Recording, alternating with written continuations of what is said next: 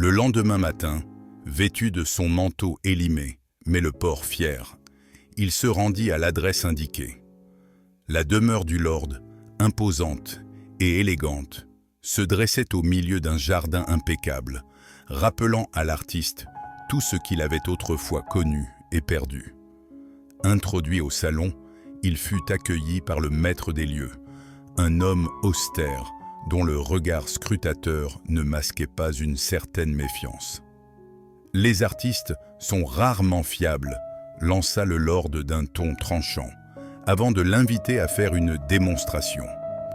Sans un mot, le jeune homme s'installa au piano du salon, un instrument somptueux qu'il caressa presque avec révérence. Puis, il joua. Les premières notes s'élevèrent, si pures et si vibrantes, qu'elles semblèrent de suspendre le temps. Le père de Rose, malgré lui, fut impressionné. « Très bien, vous ferez l'affaire », déclara-t-il finalement, non sans une pointe de réticence.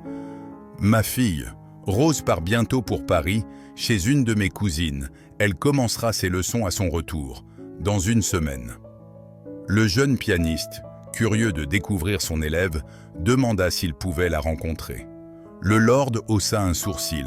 « Elle rentrera bientôt, vous la verrez en temps voulu. » L'entretien terminé, l'artiste fut congédié et il quitta la maison en se promettant de ne pas trop espérer. Pourtant, une étrange déception l'habitait. Il aurait voulu poser ses yeux sur cette jeune fille dont il allait partager les heures, et peut-être un fragment d'existence.